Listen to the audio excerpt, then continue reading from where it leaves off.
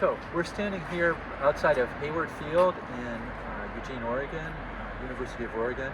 This stadium was rebuilt just a few years ago at a cost of about $250 million.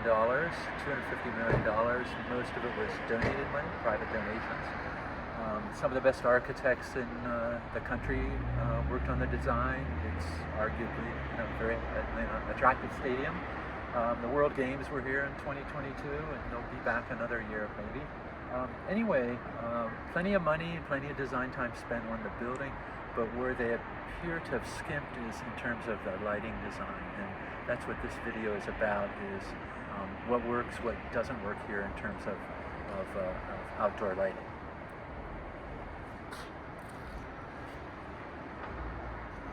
We're standing here by the main tower at Hayward Field and looking, or trying not to look at these lights that are in the ground here. These lights are on 24 hours a day. They shine straight up into the sky. They happen to illuminate the tower along the way, but most of the light just goes off into the cosmos.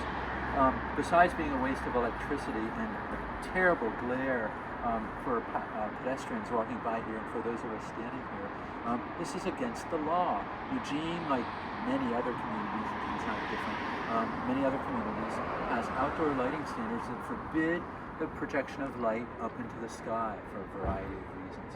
And so here we have, this is just a few, we'll see elsewhere on the site here, there are, what is it, calculate something like 200 some up-facing lights here on this particular site. So again, all of them illegal here in town.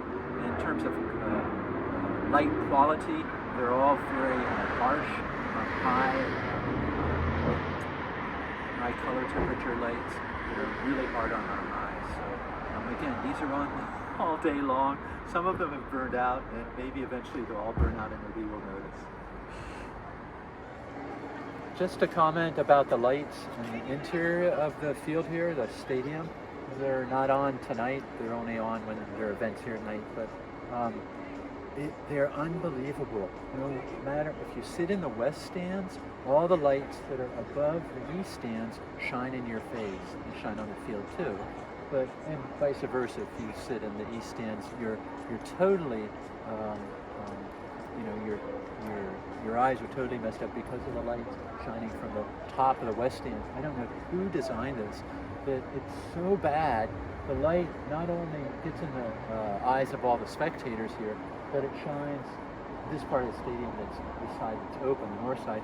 That light shines out into all these dorms here, goes into the nearby neighborhoods.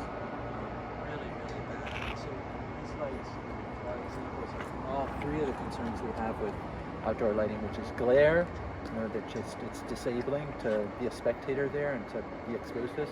Trespass, which is light leaving the place where it's needed and going out where it's not wanted. And then pollution, which is uncontrolled light that's just going up into the sky, and again off the site where it's not wanted or needed. So okay, so I don't know why. I mean, if I were designing this, ideally, well, we can see, I mentioned that at kids sports, playing field is only a mile or so from here. The lights are superb. I mean, they're on tall poles, but they're focused down on the field. You stand outside of the field, you don't see any of the light. Here, I mean, I understand aesthetically why they didn't want to have lights, maybe strung on wires above the middle of the field, but they could have figured something else out. Like I say, in kids sports, those lights work really well. These, when they first erected them, I thought that they were just temporary because they're all different angles, and they left them like that. I guess it was designed like that. And in terms of intensity and color temperature, they're really, really bad. So sorry to be such a downer about this, but you just wonder, when so much money and time was put into the design of the rest of the site, what happened here.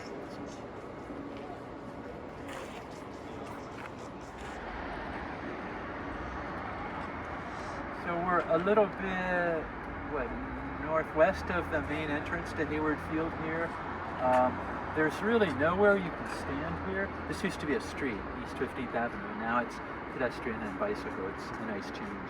But all the lights here, there's nowhere you can stand without having glare, and the lights along here are bad enough, but then here we have again, like we saw near the entrance, all the flagpoles have three really intense lights shining straight up that actually aren't shining at all on the flags. They're shining, you know, onto the undersides of incoming jetliners. So what a waste. And then all along the wall there are the same up-facing lights, as I said at the first stop, all illegal in Eugene and dangerous. So because people walking by there are disoriented by the intense glare. We're standing what's that, a fairly major access point to the south side of campus from 18th Avenue. We're just southwest of the Hayward Field, and all of these flagpoles, there's 150 some I think, representing all the countries in the world, and just as we saw at the entrance, everyone has an illegal light. It's shining up and maybe catching a little bit of the flag on the way to going just off into the cosmos. And besides that, it's this for pedestrians, like just where I'm standing here, I'm totally disoriented by the glare from these lights. I can't see who's coming towards me, whether I'm walking or on a bike, and that's really dangerous. So, I mean, a lot of people talk about lights for safety and so forth, and there's something to be said about that if they're well designed, but these lights are creating a safety hazard.